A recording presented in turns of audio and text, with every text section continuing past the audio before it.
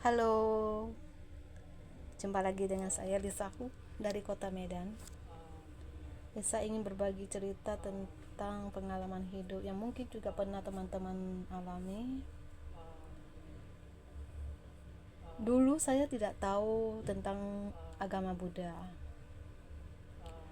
Saya tidak paham tentang Dharma. Setelah saya bangun dari koma, saya mencocokkan dengan Dharma ajaran yang saya pelajari. Kira-kira ada kemiripan dan ada kebenarannya. Apa sajakah itu? Contohnya, ada yang bilang Dewi Kwan Im itu ada apa enggak sih? Dewi Kwan Im itu rekayasa. Naga itu dongeng. Ada yang bilang lahir spontan tanpa ada melewati transisi. Setelah saya melewati pengalaman hidup, saya kaitkan dengan Dharma yang saya pelajari. Kayaknya ada yang harus saya kasih tahu ke teman-teman, ada yang harus diklarifikasi, ada yang harus kita pahami dari kebenaran tersebut. Dan ini menjadi ahipasiku buat kita semua. Datang, buktikan, datang, lihat dan buktikan sendiri kebenaran dari ajaran Buddha. Saat saya koma, itu berawal setelah saya berhenti kerja dari satu perusahaan di Tanjung Morawa. Saya bagian import waktu itu sebagai klek, bantu PIB dan lain sebagainya. Karena saya baru masuk, saya belajar dari klek dulu kan, sampai saya nanti berencananya mau belajar sampai ke eksimnya, ke ekspornya. Jadi selama saya bekerja di situ, saya ingin menambah pengalaman saya. Ternyata nasib saya tidak sebaik harapan saya. Sebelum itu saya sudah harus keluar dari perusahaan itu dan meninggalkan karir saya demi orang gila, demi orang bodoh yang pernah saya cintai. Orangnya tua, jelek. Saya pikir tua gak apa-apa lah, jelek gak apa-apa, yang penting baik, dewasa. Ternyata enggak. Orangnya pendek, pakai kacamata, alisnya gak ada. Saya paling gak suka cowok gak punya alis, kecuali dia itu seorang biku. Saya gak suka penampilannya, terus cara hidupnya tuh agak belagu. Dia itu kayak orang kampung yang baru kaya, OKB. Dia suka pamer, dia suka meninggikan dirinya seolah-olah dia paling kaya sedunia. Dan saya paling benci orang yang sombong. Saya tidak suka orang memamerkan dan menyombongkan dirinya, kekayaannya, kekuasaannya, dan menindas orang lain, meremehkan orang lain. Saya tidak suka orang berperilaku dan berkarakter seperti itu. Dan saya kecewa punya pacar seperti itu. Tapi saya tidak bisa menolak karena telanjur pacaran baru 8 bulan sih. Tapi dia sudah mendesak mau nikah. Alasannya dia sudah 43 tahun waktu itu.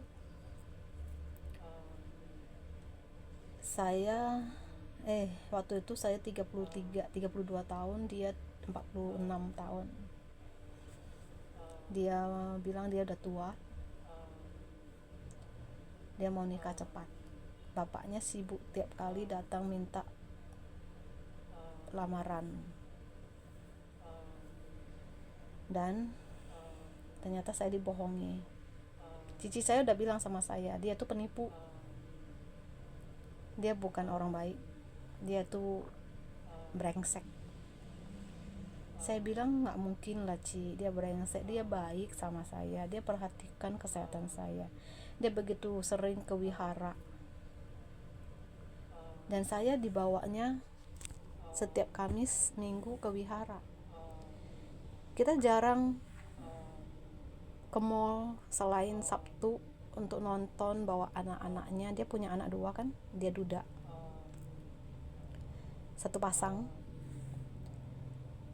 bawa anaknya nonton, mau itu Doraemon, Madagaskar, Ice Egg, ya kita ikutan nonton. Saya mah fine-fine aja, gak masalah, dia mau bawa anaknya nonton, mau bawa anaknya jalan, mau bawa anak sekolah, mau anaknya les, saya ikut aja, disuruh ya saya ikut aja, karena kan dia gak boleh saya di mana-mana, harus berada di sisinya kan. Dari pagi jam 6 dia jemput sampai jam 10.30, kadang 10 lewat, pokoknya di bawah jam 11 saya udah dibawa pulang. Dan saya dicurigai kalau udah pulang dia akan nelpon ke kakak ipar saya untuk memastikan saya udah tidur atau belum, apakah ada laki-laki lain yang datang setelah dia pulang. Sakit jiwa kan, terlalu posesif, seolah-olah saya ini wanita yang gak benar gitu loh di mata orang. Image saya di mata kakak ipar saya jadi seolah-olah saya ini di luar itu gak benar kan, sampai dia bisa nanya dan telepon diem-diem kakak ipar saya seperti itu. Dia tidak nelpon saya karena apa? Handphone saya 3 dibawa dia sita. Dia tidak kasih saya pegang HP. Dan waktu saya bantu dia di toko berasnya, dia kan buka toko beras ya, mau jadi grosir beras waktu itu, dia minta saya bantu dia pembukuannya atau pencatatannya. Ternyata 1 bulan dia bohongi saya udah bantu dia catatin begini begitu, piutangnya begini begitu. Alasannya untuk apa? Untuk saya keluar dari karirnya saya. Setelah itu dia campakkan saya, dia suruh saya kerja di mall dari pagi sampai malam jam 10:30, suruh saya pulang sendiri dari Sun Plaza naik angkot.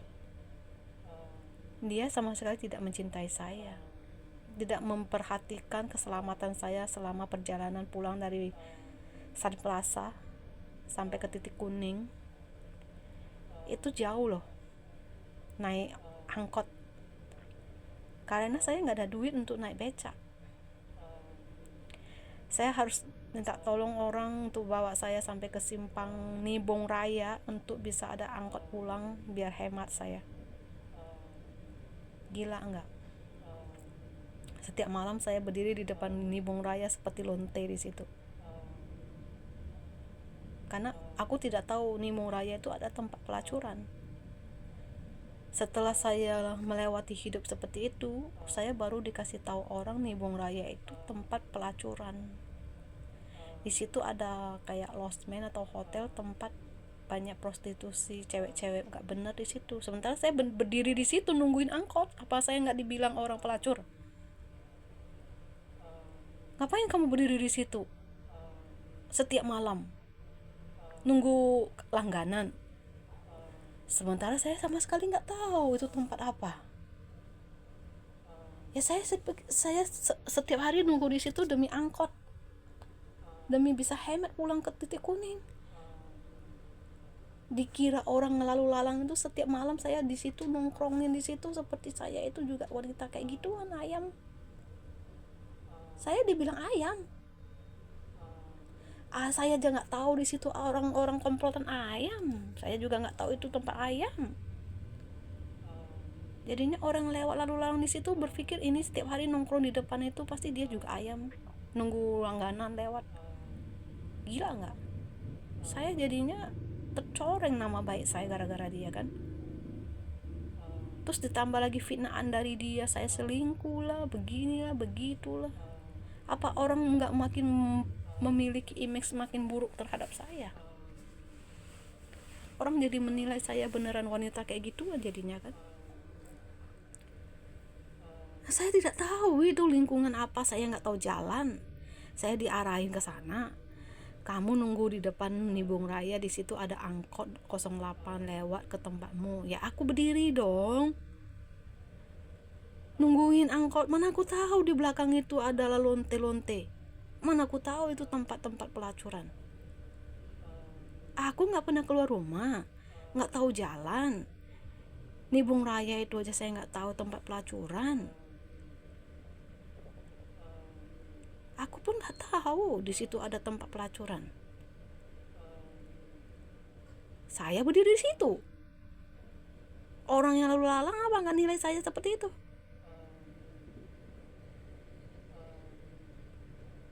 Ya udah lewat, kita udah dicap orang lah, mana kita tahu lagi. Ya kita jadinya gimana mau balikkan cerita? Udah setiap hari kita berdiri di situ, baru kita tahu itu tempat pelacuran. Bagaimana bisa mengubah cerita udah lewat kayak gitu, ya kan? Akhirnya singkat cerita, dia meninggalkan saya dari pekerjaan saya yang karir di kantoran enak-enak AC-AC. Disuruhnya saya berhenti, alasannya bantu bisnisnya, toko berasnya, bantuin dia pencatatan sama piutangnya. Ya demi pacar, demi calon suami, saya pikir ya sudahlah, mengalah demi kebahagiaan rumah tangga ya. Ternyata setelah saya keluar dari kerjaan saya yang saya sukai itu, yang saya pikir saya punya jenjang karir di situ, mau belajar lebih tinggi dari sekedar klek dan import, saya jadi nggak ada karir. Rumah hidup saya, masa depan saya jadi hancur karenanya. Karena saya tidak tahu, saya terlalu tulus dan terlalu percaya padanya. Saya sangat menyesal keluar dari tempat kerjaan saya dulu itu. Teman-teman saya baik-baik, kompak-kompak kami. Beda divisi pun kami selalu makan bareng di pantry itu sangat kompak. Bercanda, ngobrol. Gak ada yang namanya saling menjatuhkan, iri-irian, gak ada. Ada masalah apa kita semua dikabarin. Kita sangat kompak. Manajer saya juga baik, GM juga baik, kompak semua. Mau HRD, mau purchasing, mau IT, mau itu bagian asistennya manajer production, semua kompak kita. Mau itu asisten dan sekretarisnya big boss, semua kompak kita. Nggak ada yang namanya iri-irian, saling menjatuhkan, saling cari muka. Ada apa kita kabarin, ada apa kita chatting langsung, buat apa namanya itu meeting room di chattingan itu. Di situ kita semua bercerita, komentar di situ semua. Nggak ada ditutup-tutupi, nggak ada rahasia-rahasiaan, dan nggak ada menjelekkan satu dengan yang lainnya. Nggak ada memburuk-burukkan di depan bos untuk cari muka, untuk diangkat-angkat jadi naik jabatan apa, nggak ada. Setelah saya nggak ada pekerjaan, dia tinggalin saya, dia suruh saya pulang, dia putusin saya dan menganggap saya sudah tidak berharga. Kenapa? Karena dia tuh sangat maniak. Saya nggak mau, kalau belum nikah tuh nggak mau bersetubuh. Saya takut nanti kalau dia nggak jadi nikah sama saya nggak perawan, saya nggak mau. Nanti kalau tiba-tiba dia meninggalkan saya sementara saya sudah ditidurinya, siapa tanggung jawab? Saya nanti cari pacar baru susah loh. Siapa mau sama saya kalau udah nggak perawan? Masih mending nggak hamil. Kalau hamil, makanya waktu saya putus sama dia, paman saya Ming Ming yang di Bekasi, dia namanya, kalau nenek saya kasih namanya apa ya namanya kemarin itu, Chin I ya. Nenek saya kasih dia, kakek saya kan dia kan dulu sakit-sakitan, pakai marga kakek saya dikasih nama Chin I ya. Tapi papanya kasih nama Ming Ming. Terus paman saya bilang begini, dia bisa lihat orang dari paras wajah, jairot, kayak paranormal gitu dia tuh punya sixth sense, dia punya kelebihan bisa membaca orang, dia bisa melihat karakter orang dari wajah, dari jarot kartu. Karena dulu saya belum paham dharma, saya percaya yang begituan. Pas kakek saya meninggal di tahun 98, dia udah ngomong ke saya, sebelum saya kenal si mantan saya ini, dia udah ngomong, kamu banyak yang suka, banyak yang menyayangi kamu, tapi kamu banyak rintangan, banyak halangan, jodoh kamu banyak yang ingin merusak dan merampas, ingin menghancurkan dan ingin mengambil haknya kamu. Jadi mereka, kalau aku punya pacar, nanti ada yang ingin merampas dariku gitu. Aku bekerja, aku berbisnis pun begitu. Karena aku dulu kan tidak kenal dharma ya, gak mengerti tentang hukum karma. Paman saya bilang begini, karma buruk kamu itu sangat berat, kamu harus sabar lewati hidup kamu. Kamu gampang stres, gampang tertekan batin, gak boleh banyak pikiran. Sedikit aja masalah, kamu bawa pikiran sampai tidak bisa makan, tidak bisa tidur. Dan itu bisa mengganggu kesehatan kamu. Dianjurkan saya baca Sinching, Tapeicho, sama Nianfo atau melafal nama Buddha Amitabha. Karena saya tidak tahu menau, saya tidak mengerti tentang dharma, saya tidak mengerti tentang ajaran Buddha. Saya hanya tahu ke kelenteng, pasang dupa, pasang lilin, bakar kertas, doa-doa, mohon-mohon, ngomong-ngomong, pulang. Sementara ajaran Buddha itu bukan begitu, itu tradisi. Ajaran Buddha sesungguhnya adalah merubah karakter kita pribadi kita, perubahan perilaku kita. Dari yang buruk menjadi baik, dari yang jahat menjadi baik, dari yang tidak benar menjadi benar, dari yang tidak bermoral menjadi bermoral. Kemudian paman saya bilang begini, kalau kamu lagi ada masalah, ada kesedihan, ada suka duka yang tidak ada tempat kamu curhat, gak ada tempat kamu mengatakan, kamu boleh telepon saya, boleh ke rumah saya di Bekasi, atau kamu cari di mana ada Dewi Kuan Im. Di depan altar Dewi Kuan Im, kamu bersujud, kamu mengatakan, kamu bercerita, kamu berdoa, kamu mengutarakan semua unek-unek kamu, semua kesedihan dan dukanya kamu ke Mak Kuan Im. Karena orang Jakarta panggilnya Mak Kuan Im ya. Di Medan kita panggilnya Kuan Ima atau Dewi Kuan Im. Dari kecil SD saya memang sudah pernah melihat Dewi Kuan Im, tapi cuman sebentar di langit. Dan SD saya pernah melihat naga warna hijau di langit.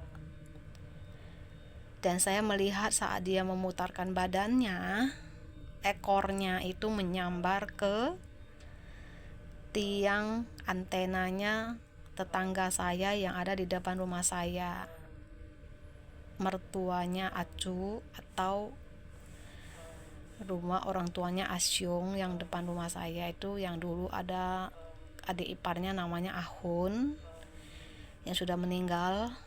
kena kanker payudara. Dulu waktu itu pas hujan, jadi mereka berpikir antenanya patah karena kena petir. Yang saya lihat itu disambar ekornya naga hijau. Waktu dia balikkan badannya muter begini, ekornya nyamber ke antenanya, mereka patah. Dan di sampingnya itu ada tanah kosong, ada pohon pisang. Saya dulu kecil SD pernah lihat ada cewek duduk di sana pakai baju gaun putih. Katanya itu kuntilanak. Gak lama setelah itu tuh pagar ditutupin seng, dan sengnya dikasih warna merah. Terus di depan rumah saya dikasih tanda petir begini dengan cat warna putih. Kemudian saya melihat ada kelinci gede kayak monster di langit, singa, tapi cuman kepalanya singa, gak kelihatan seluruh badan, gede di langit. Sama Sieni, apa ya namanya, dayang-dayang apa itu namanya, Putri Kayangan ya. Tapi Putri Kayangan katanya itu kan ada 7 ya. Yang saya lihat cuma 6. Mereka pakai selendang warna-warni. Ada warna biru, kuning, ungu, pink, atau warna apa, udah lupa. Tapi nggak ada warna putih. Dan waktu di tempat kerja saya di Parabola dulu, di depan kantornya itu kan saya nyampainya jam 6 lewat ya, sementara kantornya dibuka jam 8. Saya berdiri di depan itu lama, sampai semua orang udah berangkat kerja, masih belum dibuka tokonya itu. Di atas langitnya itu pas tuh saya melihat ada penampakan. Kemudian saya lihat lagi udah nggak ada. Dan kemarin waktu 2025 ini, di bulan berapa ya waktu itu ya, akhir 2024 atau di awal 2025, saya lupa pastinya. Saya melihat di langit, di atas langit itu ada tas sepusa sama Kuan Im Pusa, tapi Amitabhanya nggak ada. Kiri kanan ada, tengah nggak ada, kosong. Saya lagi nyuci, ngucek. Tiba-tiba saya lihat ke sana, kok kayak ada penampakan di awan gitu. Saya lihat, loh, kok cuma 2? Amitabhanya mana? Saya mungkin halusinasi ya. Saya kucek lagi, saya pikir-pikir, coba saya lihat lagi, udah nggak ada. Di langitnya itu tinggal awan doang, udah nyamar, udah kayak awannya udah mulai berpencar, udah nggak ada lagi, udah nggak ngebentuknya itu udah nggak ada lagi. Kemudian waktu saya koma, setelah putus dari si gila itu, si bodoh itu, saya kan dimarahin keluarga saya karena terlanjur nginap di rumahnya beberapa bulan demi bantu dia buka tutup toko, dan membuat pencatatan juga ngurus anaknya, masakin untuk anaknya, nganterin sekolah, nganterin les, bawa pulang bawa pergi. Kadang Sutomo macet ya, pulang dari sana bawa ke les, makan, kadang pergi makan bareng, kadang masak sendiri. Aku beli di perguruan untuk masak untuk anaknya dan dia. Sampai malam dia nggak mau nganterin aku pulang, alasannya begal. Dia takut, tutup pintu aja setiap kali kita pulang. Dia mau aku yang turun, dia nggak mau turun buka pagar. Jadi kalau ada apa-apa dirampok, dia di dalam mobil, dia selamat, aku mati. Gitu mau jadi seorang kepala keluarga, nggak bisa ngelindungi pasangan hidupnya. Jadi saya yang harus jadi tamengnya dia. Setiap hari saya yang harus buka pagar, dorong pagar, tutup pagar. Dia mah di dalam mobil doang. Kayak orang bego saya jadinya, kayak babunya.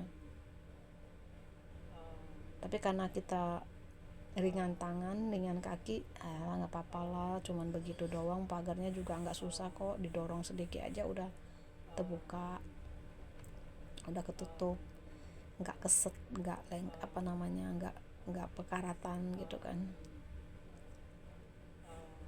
Dia nggak mau nganterin, nginap.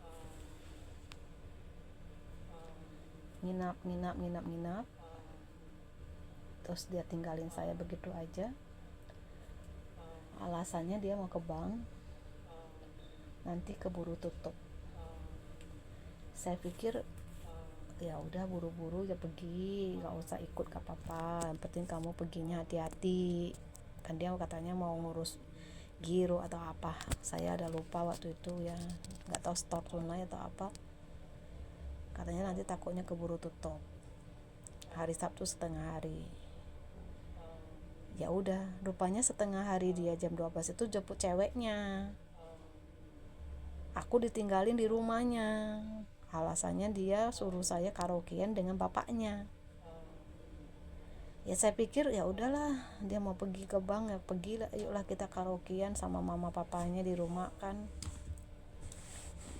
Untung mamanya ada di rumah. Kalau mamanya nggak ada, bukankah orang lainnya jadi curiga kita berdua di rumah? Anaknya nggak ada. Untung mamanya di rumah, kita bertiga. Mamanya kan suka nyanyi, suaranya bagus, ya melengking. Dia bilang, udah kamu di rumah aja nyanyi sama papa karaokean, kalian berdua katanya gitu. Ya udah, aku bilang ya sudah, kalau kamu mau pergi ke bank nggak mau aku ikut. Biasanya kan dia nggak boleh aku di rumah, harus ikut kemanapun dia pergi, mau ke Pantai Labu, mau ke Pakam, mau kemana, pokoknya aku harus ikut. Sampai saya capek ngantuk pun saya tidurnya di mobil. Dia mah pokoknya kamu harus ikut, gak boleh tinggal di rumah atau gak boleh di tempat lain gitu. Aku pulang ke rumahku juga dia gak boleh, pokoknya harus ikut. Suatu hari dia suruh saya karaoke sama papanya. Saya gak ada curiga kan, gak ada curiga kalau dia mau ninggalin saya. Dia bilang, udah kamu di rumah aja ya karaokean sama papa, saya mau pergi nanti keburu siang, keburu tutup, gak sempet katanya gitu. Oh ya udah, pergi lo. Padahal aku tinggal naik mobil aja, nggak usah mandi lagi, nggak usah ngapa-ngapain, udah ready kok gitu ya. Dia alasannya, nggak usah ikut lah, lo di rumah aja kok sendiri katanya gitu. Biasanya dia nggak mau, kemanapun, ke bank pun harus saya ikut. Hari itu dia nggak mau kasih saya ikut. Ya sudah, nggak mau kasih ikut ya saya nggak maksa kan, ngapain sih cuman ngikut nebeng ikutan ke sana ke sini juga capek kan. Ya udah aku di rumah aja, aku bilang gitu. Beneran papanya nyalain karaoke, nyalain lagu karaoke lah papanya. Berhubung aku juga hobi nyanyi, aku pun duet sama papanya. Aku bilang sama mamanya, Ai mau nyanyi nggak? Sinilah duet sama Aceh, sama Susu. Kita duet yuk. Aku bilang gitu. Mamanya bilang, iya. Bentar, aku cuci tangan, kata mamanya. lagi masak kan, mamanya nyanyi lah, mamanya papanya bertiga lah kita nyanyi kan. Mamanya nyanyi, papanya sama dia nyanyi, duet berdua, nanti gantian duet sama aku, duet sama mamanya, duet sama papanya. Sampai siang, sore, malam, kok belum pulang?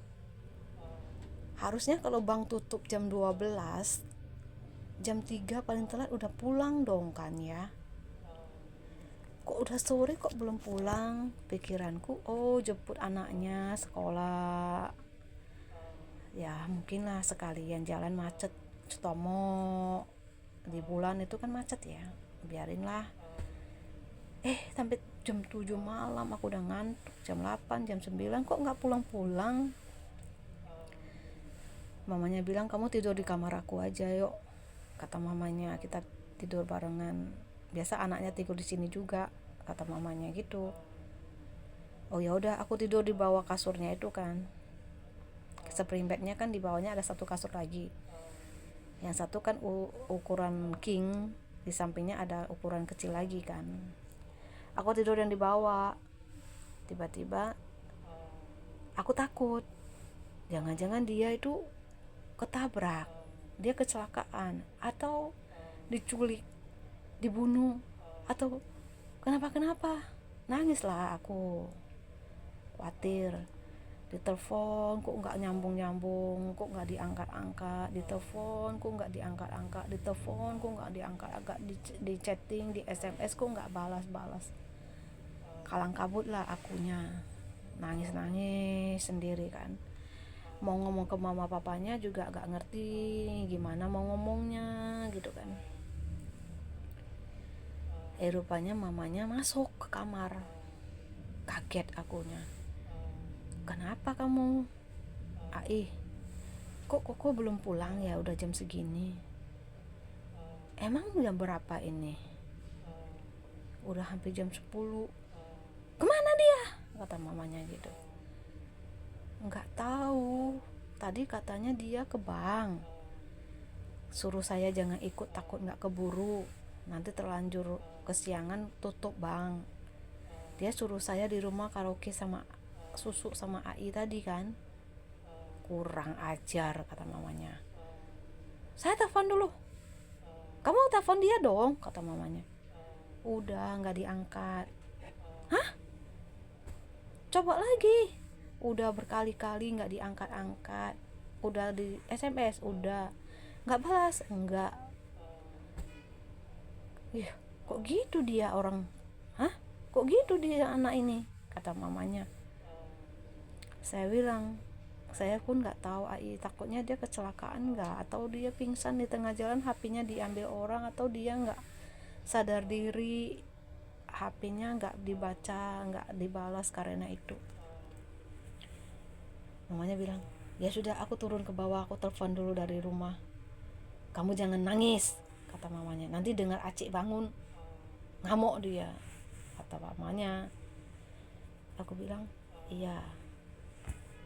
Terus karena aku sedih, pas mamanya telepon, dia angkat. Mamanya nanya, lemah, suaranya kan kenceng kan, lagi di mana? Nggak tahu dia ngomong apa sama mamanya. Mamanya bilang, lagi di Yang Lim, ngapain? Terus dia jawab mungkin sama mamanya. Aku dengar mamanya ngomong, karaoke di Yang Lim. Udah jam berapa ini? Hah? Lu nggak tahu waktu? Hah? Lu nggak tahu nih udah jam berapa? Hah? Pulang, kata mamanya gitu. Dia nggak tahu jawab apa kan. Aku nggak dengar kan. Nggak pulang juga. Sampai jam 2:30 pagi belum pulang. Saya ngomong lagi sama mamanya, Ai kok belum pulang ya Ai? Mama telepon lagi. Papanya denger, udah tidurnya pules, kebangun papanya, dengar suara mamanya yang melengking. Turun papanya. Kenapa? Kata papanya. berisik amat. Itu si anak kurang ajar itu, jam segini belum pulang ke karaoke yang dim katanya sama teman. Hah? Wah, ngamuk lah bapaknya. Telepon lah bapaknya ke dia kan. Langsung, pulang sekarang. Langsung dia, ya. Tutup telepon bapaknya langsung. Pulang dia beneran. Pulang, udah gak mau ngomong sama saya. Udah kayak musuh bebuyutan. Perginya tadi baik-baik, pamitan mau ke bank baik-baik, ketawa-ketawa, senyum-senyum masihan. Pulang-pulang udah berubah. Aku nyamperin, aku sapa, aku nanya, dia udah buang muka, gak mau lihat aku lagi. Aku diem aja, kenapa kok tiba-tiba dia berubah. Paginya waktu mamanya, dia kan tidur satu kasur sama saya, aku tidur di bawah kan. Terakhir dia mau tidur sama anaknya di atas, di bawah, aku tidur di atas sama mamanya. Gantian lagi, anaknya di atas sama dia, aku di bawah. Lupa lah, nggak tahu lah posisinya terakhir di mana. Mamanya keluar, tidur di ruangan satu lagi sama bapaknya. Paginya dia udah nggak mau ngomong sama saya. Jam 8 pagi dia mau ngantar anaknya. Alasannya dia mau kemana gitu. Dia ngantar saya dari rumah mamanya sampai di tengah jalan di Batu 5, di gang apa namanya itu ya, yang dekat Aroma 64. Saya diturunin di situ, suruh saya pulang sendiri di depan Gang Manggis itu. Dia alasannya, dia bilang nanti ada yang marah. Saya bingung, yang marah siapa? Yang marah itu pacarmu, calon istrimu yang baru, atau saya? Langsung dia balik mobilnya, muter balik, tinggalin saya, terus ninggalin saya begitu aja.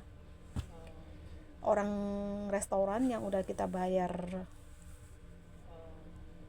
meja 50 meja untuk nikah, nelpon saya,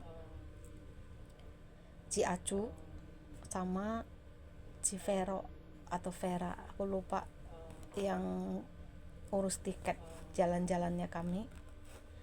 Kan mau jalan-jalan, tadinya mau nikah tamasya awalnya, setelah acara wedding kita kan mau jalan-jalan. Telepon saya, Ci, ini Ci Lisa. Iya, Ci Lisa mau nanya, ini tiketnya passengernya namanya diganti ya Ci ya, Cici nggak jadi ikut ya, katanya gitu. Saya pura-pura nanya, maksudnya nggak ikut kemana ya? Kemarin kan Cici datang sama Koko, beli tiket ini, pesan tiket ini, mau jalan-jalan ke sini. Ini kok tiba-tiba tadi datang si Kokonya sama satu wanita, dan katanya nama passengernya nggak jadi nama Cici, ganti nama cewek itu, katanya gitu. Saya bilang, oh gitu ya, kalau gitu ya mungkin lah, saya bilang gitu. Soalnya yang ngurus tiket bukan saya. Kalau dia bilang mau ganti nama passengernya, ganti aja, saya bilang gitu. Nggak apa-apa, saya bilang gitu.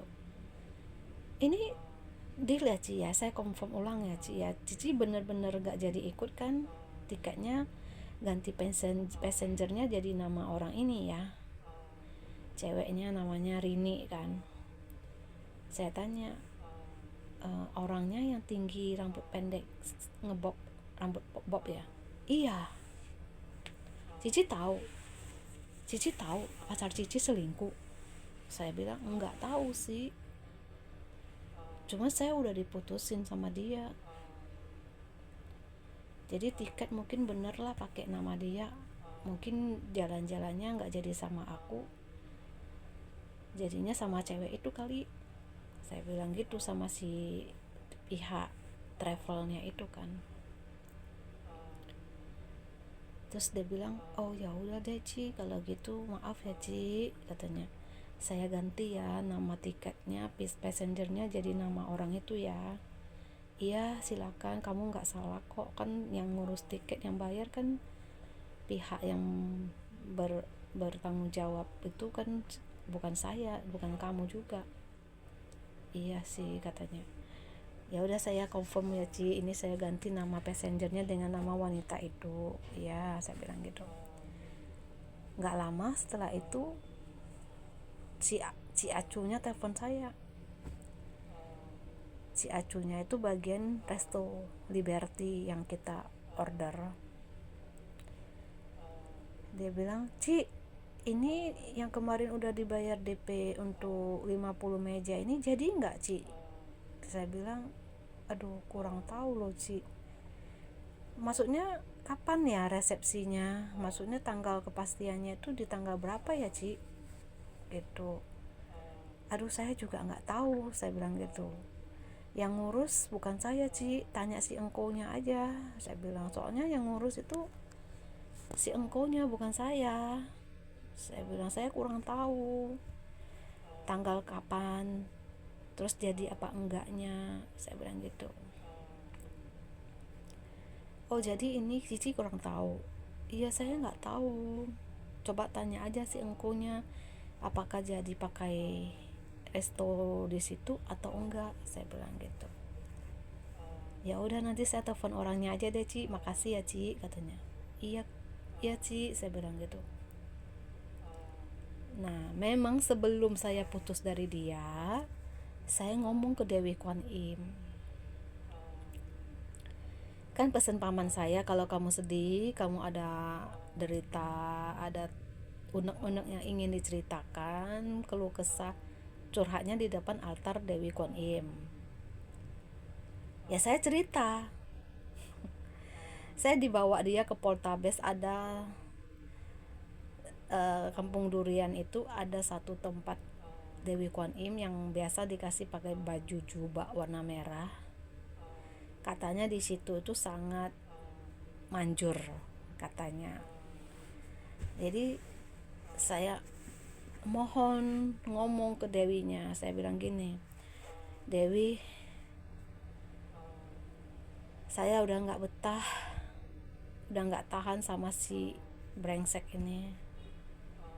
Saya tuh sakit hati dibuatnya, saya dituduh, saya difitnah, saya dikata-katain yang nggak benar, yang saya nggak lakuin, dan saya dipaksa ngaku. Saya harus mengikuti kemauannya, sementara saya nggak mau. Saya udah nggak tahan sama dia. Tolonglah bantu aku, selamatkanlah saya, pisahkan saya darinya. Sebelum saya jadi menikah dengannya dan cerai, saya tidak mau jadi janda gara-gara perceraian. Saya tidak mau ada perceraian dalam hidup saya, apapun itu. Dan setelah itu, saya kan nangis ya. Air mata saya menetes setiap kali di depan altar Buddha atau Dewi Kwan Im, saya kan menetes sendiri air mata kan. Saya balik dari pegang kakinya Dewi Kwan Im yang di Poltabes itu kan giliran ya, udah selesai jalan, ada lagi yang nyusul gitu kan ya. Habis selesai saya ngomong begini kan, saya bersujud 3 kali di depan altarnya itu. Papanya lagi di belakang, dia di belakang saya nggak tahu. Tiba-tiba dia samperin saya, dia marah, dia bilang begini, apa yang lu minta dan lu ngomong sama Dewi? Hah? Lu sengaja mau cari masalah sama gua? Lu sengaja di depan bapak saya nangis-nangis kayak gitu, seolah-olah saya ini menjahatimu? Hah? Mau cari perhatian bapak saya? Saya bilang, maksudnya apa? Nggak usah pura-pura ya, katanya begitu. Saya diem aja. Nah, terus dia tuh kan bokamboan ya, dia merasa saya jual mahal sama dia. Dia merasa saya sok cakep, jadi dia mau cari cewek lain. Merasa, lu nggak mau, gue masih bisa cari cewek lain kok, gue bisa cari lebih muda dari lu, nggak usah sok cakep gitu loh. Jadi dia cari cewek umurnya 20 tahunan, cewek yang baru kerja di bank, teller atau apa. Dikiranya dia bawa uang banyak, nyetor begitu, dia orang kaya. Nggak taunya tuh kan pinjaman dari bank untuk dia puter-puter, untuk dia berbisnis kan, untuk dia beli mobil, untuk dia beli rumah apa kan. Itu kan uang pinjaman, dari pinjaman dia puter-puter, bayar bunga, bayar ini untuk dia pakai. Nah, si cewek mungkin tergiur dengan rayuannya atau iming-imingnya, atau kirain orang kaya kan, anak kampung kan pengen punya laki kaya, punya mobil, punya bisnis, punya rumah, punya uang kan. Mau lah sama dia. Tiba-tiba dibikin bunting sama dianya, dihamilin sama dia. Nikah lah. Nikah, lahir anak perempuan, baru lahir 1 tahun dicampakkan dia, diceraikan dia. Jadinya dia janda beranak 1. Dia pacaran lagi dengan wanita-wanita lain. Dan waktu terakhir saya ketemu di Wihara Amplas, udah wanita kesekian yang pacaran sama dia setelah saya, dan wanita kesekian setelah dia ceraikan istrinya itu, yang umur 20 tahunan itu, yang lahir 1 anak itu. Rumah yang kita awalnya mau jadi rumah saat nikah di Jalan Pancing itu kan mereka tempati. Aku bantu untuk kasih ide-ide dekorasi apa-apa gitu kan, interior apa. Dia bilang mau buka bisnis di bawah lantai 1, lantai dasar mau dijadikan toko material, lantai 2 kamar kami, lantai 3 dia mau kosongkan awalnya, nggak mau ada yang tempati. Dia mau ada kamar, tapi kalau ada perlu aja baru ditempatin. Saya bilang jangan, kamar di lantai 3 kamu buatlah 2 kamar untuk anak kamu, si inisial G sama inisial J tinggal bareng kita. Jadi anakmu itu tinggal bareng kita dua-duanya, saya bilang gitu. Karena dia di Multatuli, mamanya itu sibuk di asuransinya, nggak ngurusin dia kesepian. Dia selalu bilang, Ii saya mau ikut Ii, nggak mau ikut mami. Saya bilang, Ii nggak boleh ngambil anak orang karena mama kamu punya hak asuh. Saya bukan mama kamu, mami kamu adalah mama kandung kamu. Saya nggak boleh ngambil anak orang sesuka hati kalau mama kamu tidak mengizinin. Dan kamu bilanglah ke papi kamu untuk bilang ke mami kamu untuk tinggal berdua sama Koko. Jadi kamu sama Koko kamu tinggal sama papi, baru bisa sama mami, baru bisa sama Ii. Dia bilang mami nggak kasih gimana? Nah, papinya aja kalau ketemu dia aja saat maminya itu nggak tahu kan. Jadi kalau saya yang bawa dia tinggal bareng kami, nanti kirain saya ngambil haknya anak orang, kirain saya nyulik anak orang kan. Saya nggak mau dong, walaupun papinya ada jadi saksinya gitu kan, tetap aja nggak mau. Saya mau anaknya tinggal bareng saya, tapi kan anaknya nggak mau, maminya nggak bisa ngomong sama papinya, itu nggak connect. Memang papinya tuh agak rada-rada aneh orangnya, ada gangguan kejiwaannya kali dia itu. Dia ngomong sama saya istrinya itu selingkuh sama adik iparnya dengan kalau orang Medan kuah, dia punya kuah selingkuh sama istrinya. Jadi dia tuduh aku juga selingkuh sama orang lain seperti dia tuduh istrinya. Terus dia bilang istrinya tuh selingkuh sama mantannya sering datang ke Multatuli, inisial AL, sering mesum di situ. Anaknya yang cewek itu memang pernah cerita ke saya, cowoknya itu pernah datang dan melihat memergoki mamanya sama si mantannya itu lagi itu di sofa. Setelah itu anaknya dikunci di kamar, gak boleh turun, pipis pun gak boleh keluar, suruh pipis di ember di itu di kamarnya itu. Mungkin juga mamanya itu kurang beradab, takut anaknya melihat, jadi dia nggak kasih dia turun, nggak boleh kasih dia keluar dari toilet, nggak boleh keluar dari kamar mandi untuk ke toilet. Dan itu nggak tahu sesudah dia cerai atau sebelumnya juga begitu.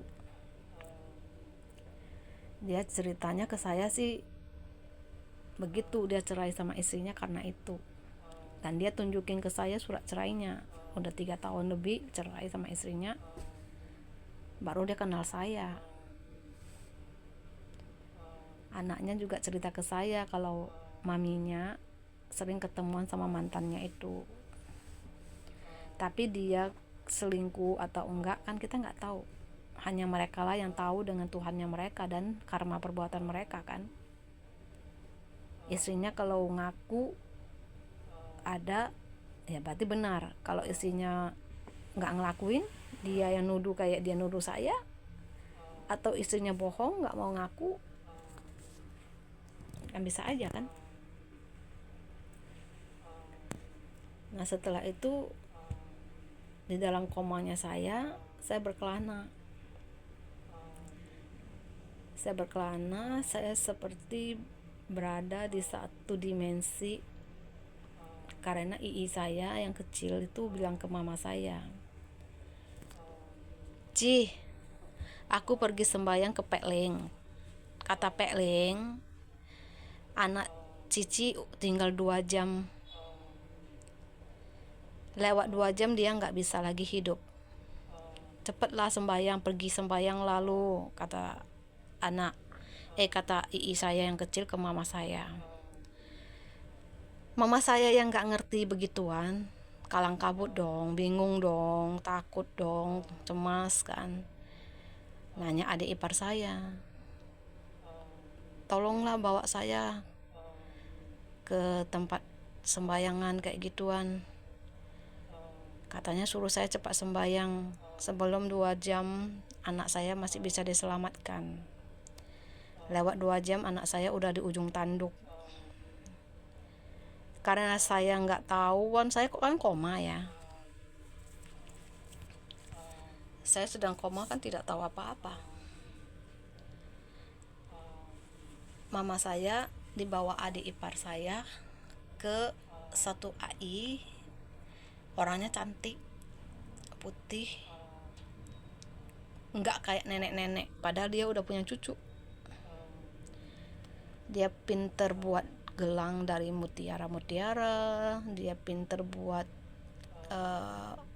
tas dari mutiara-mutiara, kalung, dan dia juga ada buat untuk yang sembayangan kertas-kertas itu. AI ini inisial J, di daerah Polonia,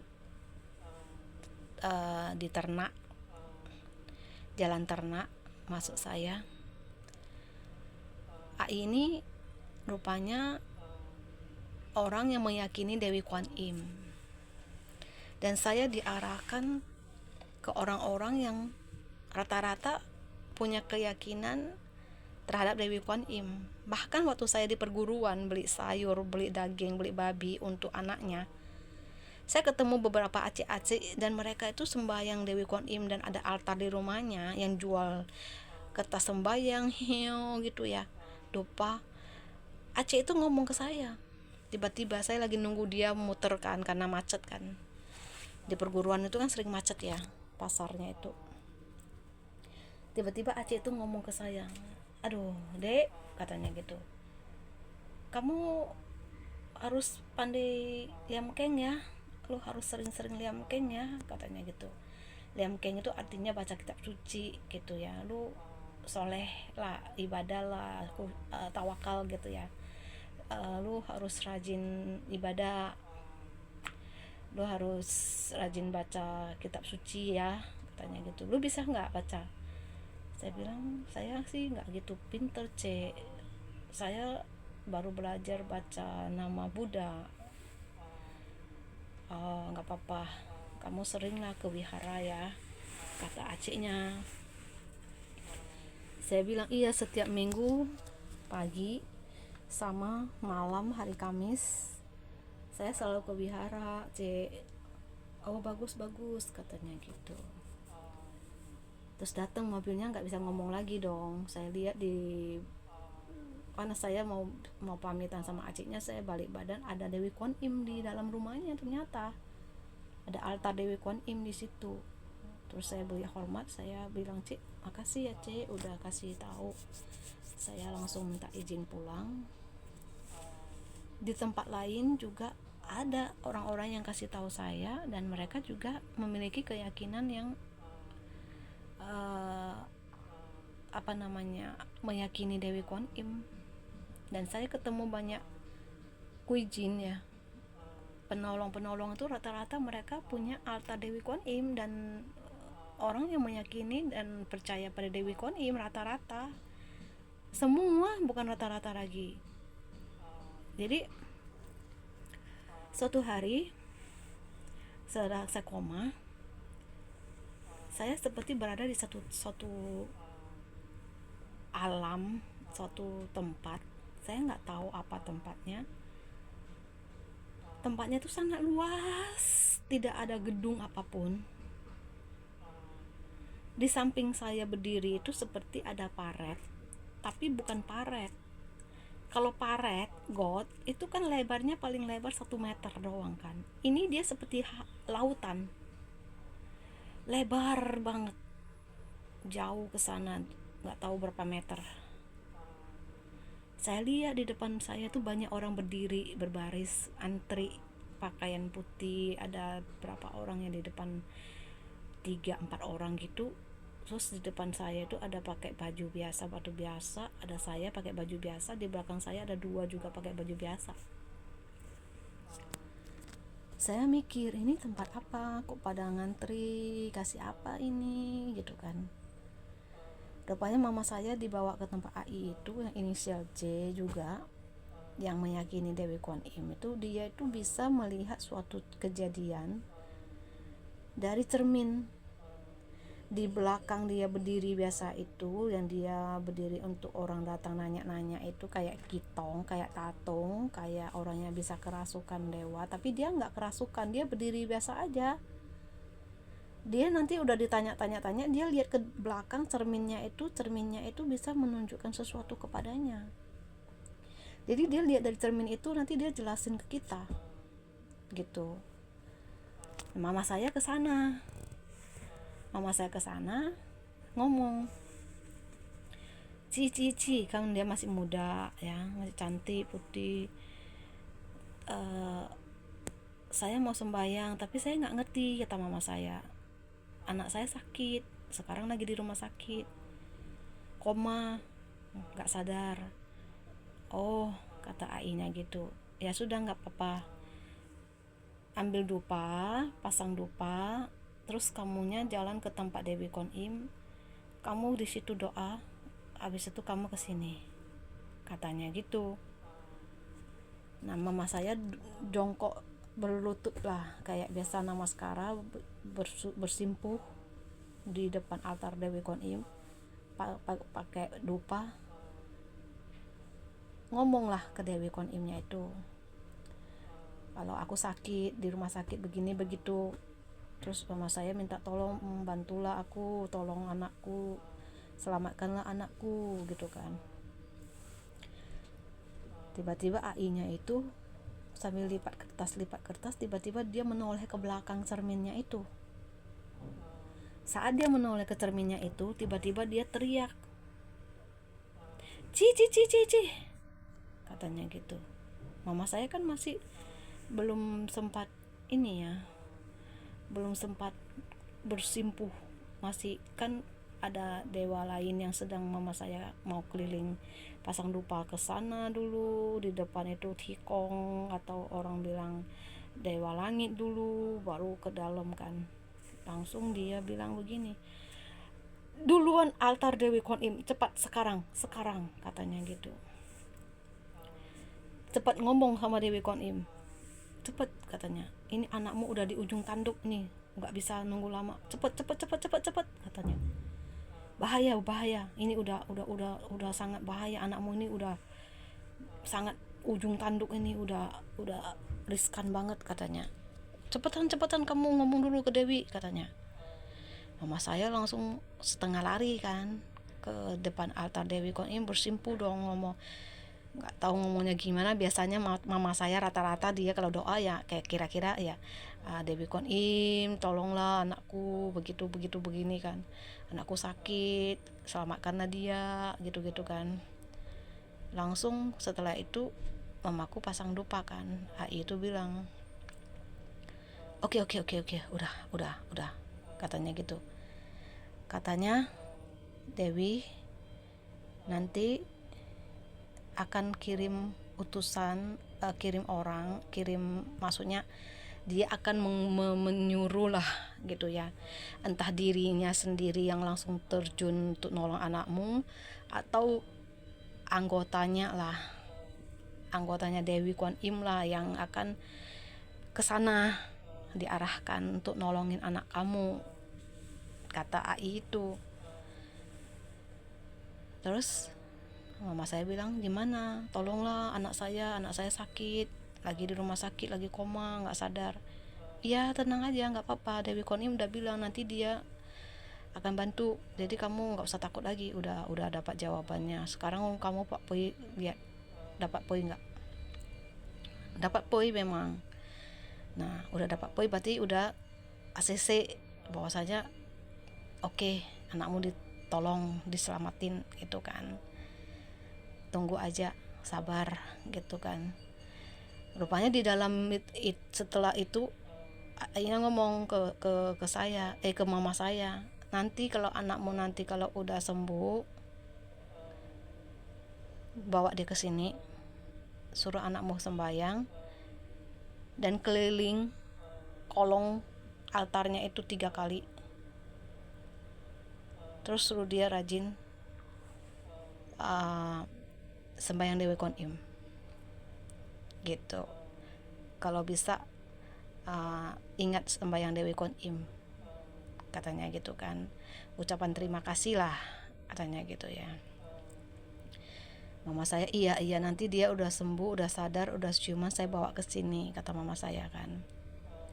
Ya udah, pulanglah. AI itu suruh mama saya pulang. Mama saya pulang, udah nggak usah khawatir, tenang aja, udah beres, udah nggak bahaya, anakmu udah lewat, katanya gitu. Udah nggak di ujung tanduk, udah selamat, tenang aja, kata AI itu ke mama saya. Pulanglah mama saya, tahu mama saya khawatir kan.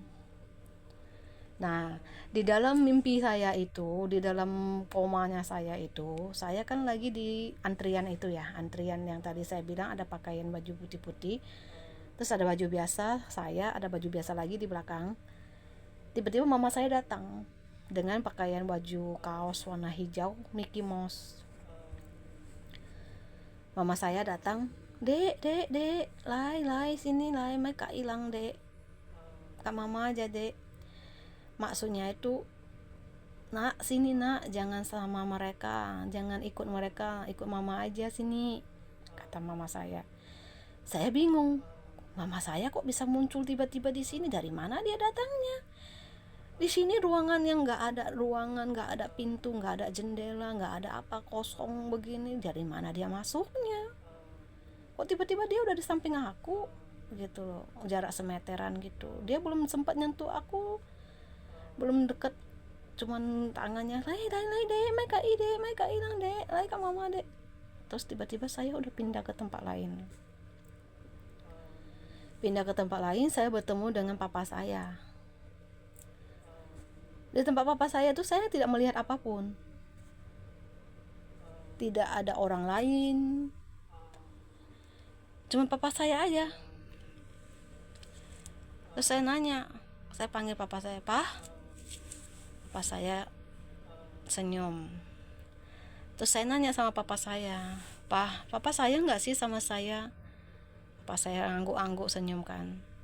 Kenapa sih mereka jahat semua, Pak? Mereka jahat-jahat tau nggak ada yang baik, saya bilang gitu, semua jahat, saya bilang ke papa saya. Papa saya senyum-senyum sambil mengelus-ngelus. Terus papa saya bilang, rangkul saya sambil jalan, dia bilang pulanglah. Saya nanya, pulang kemana? Saya nggak tahu, saya bilang gitu. Saya nggak ngerti, Pak, mau pulang kemana. Papa saya senyum sambil rangkul saya, bawa saya jalan. Tiba-tiba saya udah pindah ke tempat lain lagi. Di tempat itu saya seperti sedang terlentang di suatu balai-balai kayu, tidur terlentang. Gak ada siapa-siapa juga, saya aja. Tiba-tiba dari sebelah kiri ada Dewi Kwan Im turun. Saya yang dari kecil udah pernah lihat Dewi Kwan Im dan suka dengan Dewi Kwan Im, dan saya juga meyakini Dewi Kwan Im itu, saya mempercayai Dewi Kwan Im. Tiba-tiba tersentak kaget ada Dewi Kwan Im turun dari atas. Saya senyum, saya senang, saya girang, saya teriak, ada Dewi Kwan Im, ada Dewi Kwan Im, saya bilang gitu. Sambil turun Dewi Kwan Im tersenyum. Saya belum sempat ngomong apa-apa, Dewi Kwan Im suruh saya ngucap. Kan Dewi Kwan Im ada mantranya sendiri, ada paritanya sendiri kan, ada apa namanya itu, kayak daraninya sendiri kan. Saya disuruh baca, kata Dewi Kwan Im gini, kamu ikutin saya baca ya. Saya bilang iya. Terus Dewi Kwan Im ngucap dong sekali, saya ikut ngucap. Dia bilang, Dewi Kwan Im bilang, satu kali lagi ya. Saya ikut lagi ngucap kedua kali kan. Dewi Kwan Im bilang satu kali lagi. Terus saya ikut ngucap yang ketiga kali. Langsung saya sambil tidur terlentang itu dipercikin air kan lusui oleh Dewi Kwan Im. Dipercik gini, cus gitu. Aku langsung bangun siuman dari koma. Udah nggak di situ lagi, akunya udah di rumah sakit. Aku buka mata, aku lihat ke sana, ada orang pakai baju putih menoleh ke saya. Tiba-tiba itu adalah suster. Saya lihat ke tubuh saya, itu kabel-kabel. Tubuh saya penuh dengan kabel-kabel. Tangan kaki saya diikat kayak saya itu dipasung. Kaki saya diikat, tangan saya diikat, dada saya kabel semua. Nggak tahu apaan. Saya lihat di sebelah sini ada monitor itu. Sekarang udah ngerti itu kayak denyut jantung, tekanan darah, oksigen, apa-apa kan. Dulu kan nggak ngerti yang begituan. Nah, susternya ngomong, kamu sudah siuman. Kamu tahu nggak, kamu koma hampir 3 bulan loh, udah 2,5 bulan lebih ini, katanya gitu, nggak sadar. Sekarang kamu udah siuman, tunggu sebentar ya. Saya panggilkan keluarganya. Nggak lama susternya keluar, masuk adik saya. Adik saya nanya saya, kamu ngapain sih? kenapa sih lu kok bisa begitu? Nenek keteh, saya lagi makan nasi uduk, tiba-tiba saya merasa jantung saya ini kekunci, ini ku sakit, jalar sampai ke sini kayak kecekik gitu.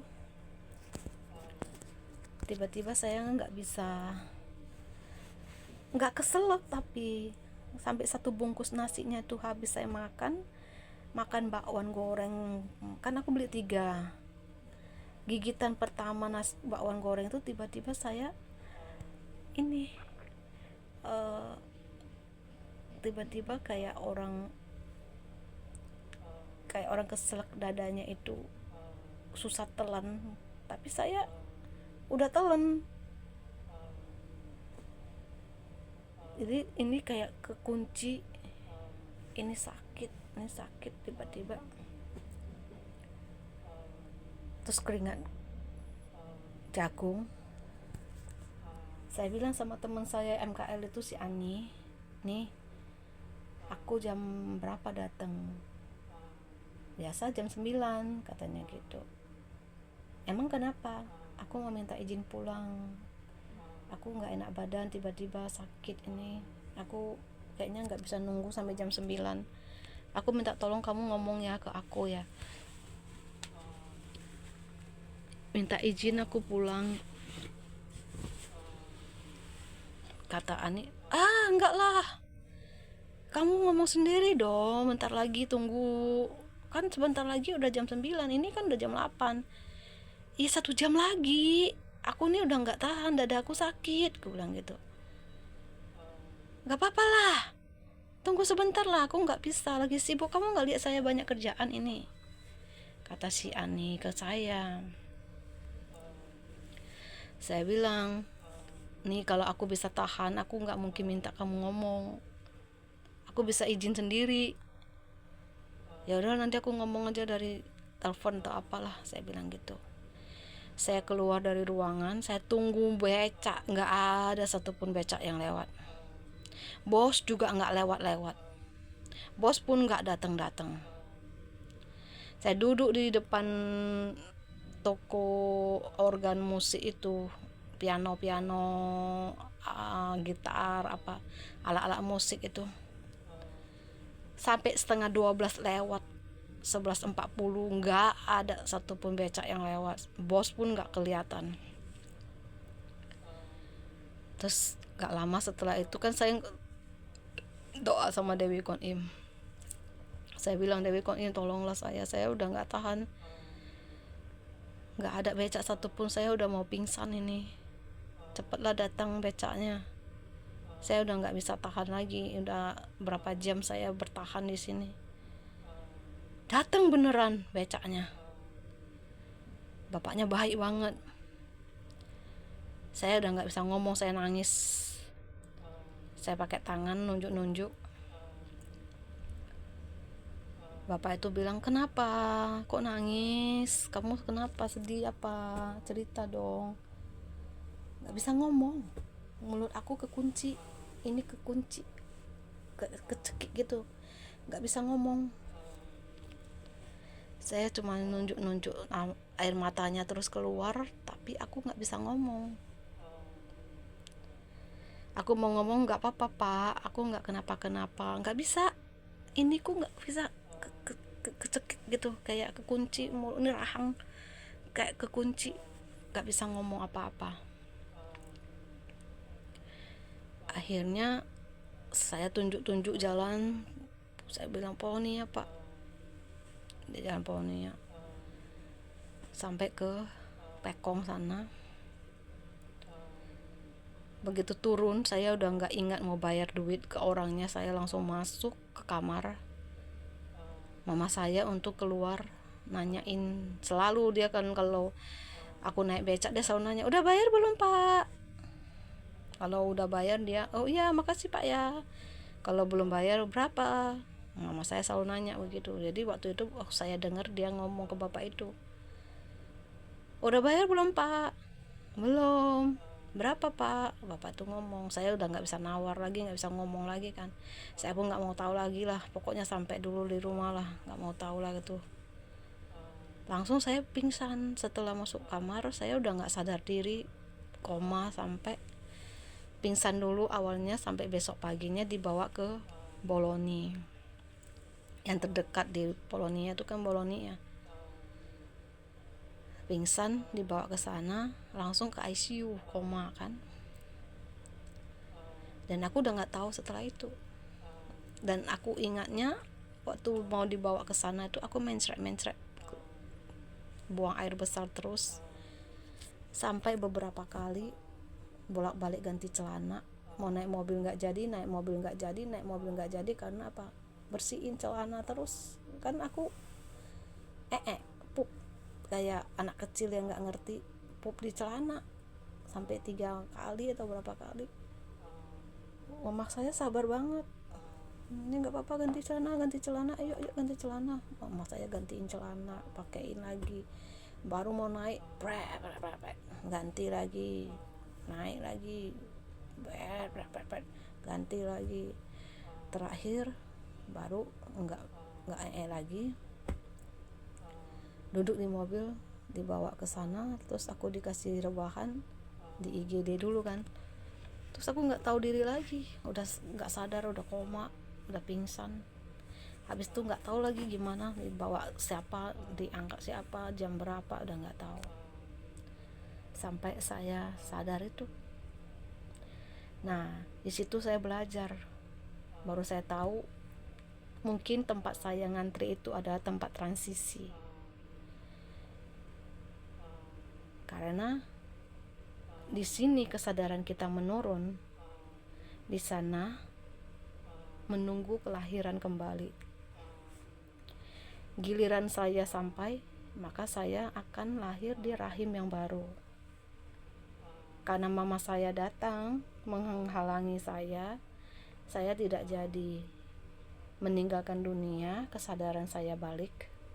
Ya, saya tidak terlahir kembali di tempat baru. Di situ saya belajar, oh berarti siklus kelahiran kembali itu sesuai yang dikatakan dalam Dharma. Di sini kesadaran kita menurun. Kesadaran kita ini, patisandi winyanyanya kita ini, kesadaran penerus kita ini sudah pindah ke keluarga baru yang siap untuk menjadi orang tua baru kita, dan di situ kita akan terlahir kembali. Begitu dia masuk ke situ, di sini berhenti nafasnya, atau kesadarannya langsung drop, kandas, nihil. Di situ kesadarannya udah berada. Jadi di sini kesadaran totalnya udah nggak ada. Jadi kesadarannya itu udah total ke sana. Berhubung saya ini masih ada nafas dan belum sepenuhnya hilang kesadarannya, masih ada harapan balik. Tubuh jasad ini juga belum rusak, masih ada harapan bisa balik. Tubuh jasad ini rusak, kesadarannya udah nggak ada sama sekali, jantungnya udah berhenti, ya nggak bisa lagi balik. Karena jantungnya belum berhenti total, masih ada harapan balik kan.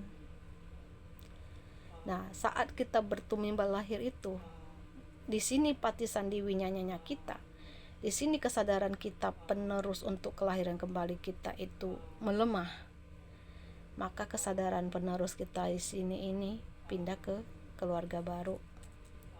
Atau kita punya kesadaran di sini turun,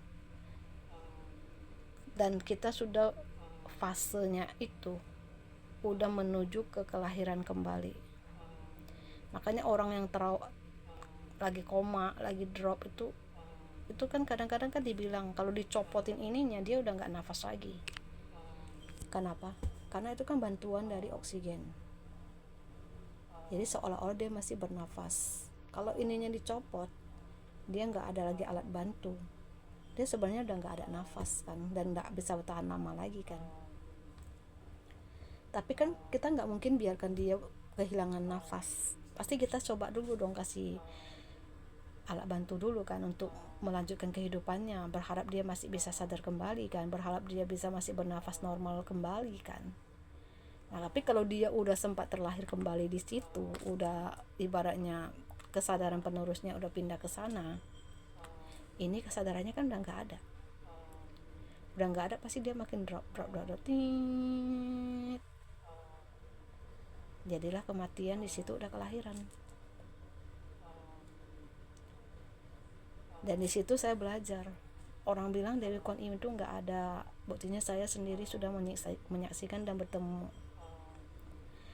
Dan naga itu dongeng, karena itu hanya cerita tentang tanduknya seperti apa, taringnya seperti apa, tubuhnya bersisik kayak buaya atau apa-apa, ekornya bagai apa, tangannya kakinya jadi ceker ayam atau apa-apa.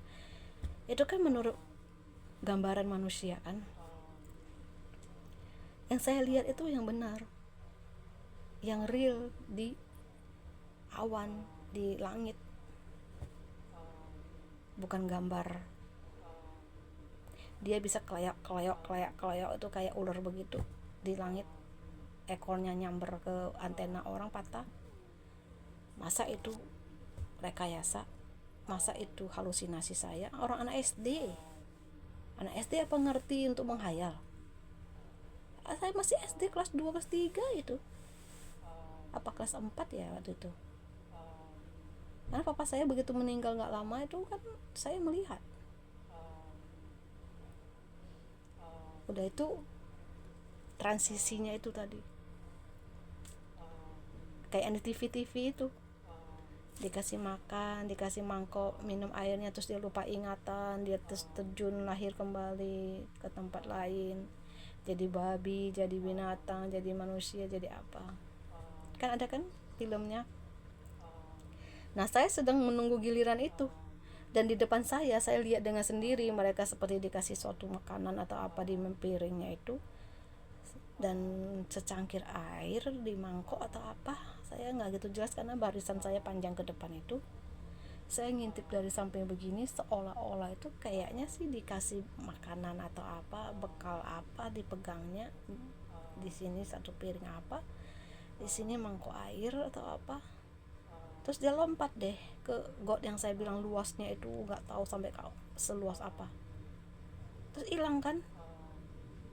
Giliran yang kedua, yang ketiga, yang keempat, sampai giliran saya 3 lagi setelah depan itu saya, mama saya datang. Nggak jadi saya yang ngambil giliran itu, hilang saya dari situ dan bertemu papa saya. Dan menurut saya dia terjun ke bawah itu, mungkin disitulah dia akan menuju keluarga barunya atau rahim tempat dia akan bertumbal lahir. Dan itu nyata, itu benar-benar terjadi di dalam hidup saya, sesuai dengan dharma yang saya pelajari dan saya ketahui. Itu ada kemiripannya dan itu benar. Berarti benar ada juga masa bertransisinya dia untuk bertumbal lahir dari kehidupan sekarang di kesadarannya yang menurun, dan di tempat dia akan dilahirkan, di tempat dimana dia akan bertumbal kembali. Dan kemarin kalau mama saya nggak datang dan nggak memohon ke Dewi Kuan Im dan tidak cepat ngambil langkah, mungkin saya benar-benar di ujung tanduk. Di sini saya kehilangan nyawa, di situ saya bertransisi tadi langsung terjun, ya saya akan terlahir kembali di tempat lain kan, dan saya tidak bersama orang tua yang sekarang lagi dong, dan tidak di dunia ini lagi, ataupun di dunia ini tapi di tempat lain yang saya nggak tahu siapa, bukan Lisa lagi, nggak tahu siapa, mungkin Lisu, Lise nggak tahu lah, atau siapa ya kita nggak tahu kan. Jadi dharma itu memang mungkin bagi sebagian orang belum terbukti, Dan Buddha kan juga memberi kesempatan kita untuk mencari tahu. Ehipassiko dulu sebelum meyakini sesuatu itu. Jangan langsung percaya begitu aja. Ada benarnya, supaya apa? Supaya kita tidak keliru mengambil keputusan mempercayai sesuatu yang keliru, meyakini sesuatu yang salah, dan tidak mengambil sesuatu tindakan yang keliru untuk menjalani hidup. Kalau bisnis, jangan sampai kita keliru memilih sampai kerugian dan ketipu kan. Kita perlu cari tahu dulu, ehipassiko, verifikasi, identifikasi kebenarannya terlebih dahulu, baru kita percayai dan yakini. Jangan percaya begitu, pokoknya percaya aja, pokoknya percaya. Boleh, memang orang ini sudah mengalaminya dan kita memang wajib untuk mempercayainya, tapi kita sendiri juga perlu memverifikasi dulu kan, apakah benar. Mungkin menurut dia pengalamannya begini, menurut saya pengalamannya nanti beda lagi kan. Kayak kita makan makanan, nah, soto enak, pasti enak, menurut saya enak, itu kan menurut kamu. Nanti kalau saya coba dulu, ternyata soto tuh nggak cocok dengan saya, perut saya, ternyata saya makan itu mencret ya beda juga kan. Kalau asumsi manusia itu kan beda-beda. Walaupun kenyataannya soto memang enak kan, tapi nggak semua orang suka soto kan. Ada yang suka nasi goreng, ada yang suka kari ayam, ya kan. Jadi menurut saya jawaban atas semua pertanyaan dan kebingungan kita selama ini tentang sesuatu yang kita tidak tahu kenal kebenarannya, sudah ada jawabannya, sudah terjawab. Jadi kita tidak perlu ragu lagi. Ya, memang kita tidak boleh langsung mempercayai semua kata orang, ya. Tapi kalau orang itu benar-benar mengatakan kebenaran dan tidak bohong, kenapa kita tidak mencoba untuk mempercayainya? Kecuali orang yang ngomong itu pembohong ya, rekayasa ya. Nah, kalau dia rekayasa, pembohong dan tidak bisa dipercaya, dia tuh tukang kibul, ya itu nggak usah dipercaya, mau sampai mati pun nggak usah dipercaya omongannya, ya kan. Tapi kalau dia orangnya baik-baik, orangnya jujur apa adanya, dan itu benar terjadi dalam hidupnya dan benar-benar kenyataannya itu real, kita tidak suka orangnya pun minimal kita harus belajar mempercayai tentang apa yang dikatakannya itu emang ada kebenarannya. Jadi kita tidak bisa menolak kebenaran, sekalipun kita menolak orangnya, kebenaran itu tidak bisa kita tolak. Mau nggak mau, suka nggak suka, harus kita terima kebenaran itu, karena kebenaran itu adalah mutlak kan. Anda mau yakini, Anda nggak yakini, kebenaran tetaplah kebenaran. Anda suka nggak suka sama orang yang ngomong kebenaran itu, tetaplah kebenaran itu tetap adalah kebenaran. Jangan pikir kebenaran dibawa oleh orang yang nggak Anda sukai, kebenarannya luntur, nggak mungkin. Ya, oke. Sekian, terima kasih. Sukses, dan saya harap semua memiliki pengalaman hidup yang baik. Dalam memilih pasangan hidup juga jangan asal mau, jangan asal punya ya. Mata ini harus melek. Jangan sampai menyesal di kemudian hari setelah menikah, tidak bisa lagi suka-suka mau ganti pasangan. Sebelum jadi, pastikan Anda tidak salah memilih pasangan hidup. Keyakinan Anda, kepercayaan Anda, kalau bisa lebih baik cari yang satu, jangan beda. Karena apa? Nanti itu jadi masalah. Anak-anak Anda juga bingung nanti mau ikut siapa, pernikahannya, kematiannya, mau ikut doa dari agama apa, ritual apa, kita jadi bingung kan. Kalau satu agama mah bingung, nggak ada bingung, sama aja kan, udah pasti sama.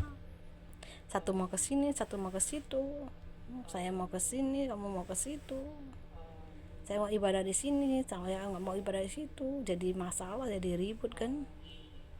Satu dia mau meyakini makanannya ini, kamu meyakini makanannya nggak mau VG, dia mau VG, ribut gara-gara itu, ya kan.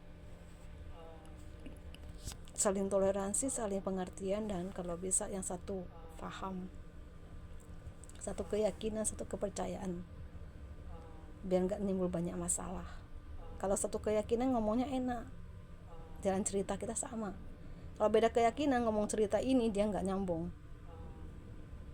Yang satu meyakini binatang kecil boleh dibunuh, itu kan nggak apa-apa, dia kan memang untuk dimakan. Satu meyakini makhluk apapun tidak boleh dibunuh, itu namanya pembunuhan. Namanya makhluk hidup butuh bahagia dan ingin hidup juga, memiliki hak untuk hidup juga. Yang satu nggak mau dengar, dipukulin terus di binatang-binatang itu, dibunuh terus. Jadi pasangan hidupnya stres. Nyamuk dibilang jangan pukul, jangan bunuh, semut jangan pukul, jangan bunuh, dipukulin terus, dibunuh terus. Kita jadinya jadi pasangan hidupnya kesel nggak? Kesel.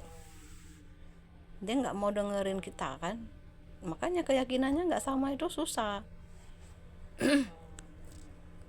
Nggak satu frekuensi. Saya mau ke A, dia mau ke B, ya nggak satu tujuan. Satu mau ke neraka, suka membunuh, suka nyakitin, suka melakukan hal buruk. Satu mau surga, menyayangi makhluk, mencintai makhluk, nggak mau nyakitin makhluk. Gimana nyambungnya? Satu ke kiri, satu ke kanan. Makanya cari yang satu frekuensi. Kalau mau yang ke neraka ya cari sama-sama yang ke neraka, pasti cocok lah itu, sama-sama masuk ke neraka. Dia sama-sama suka buat jahat baru bisa cocok. Kalau satu mau buat baik, satu suka buat jahat, nggak akan nyambung, pasti cocok terus, bentrok terus. Ya, terima kasih. Salam sukses buat kita semua. Sehat, damai dan bahagia. Udah memberkati. God bless you. Bye, love you.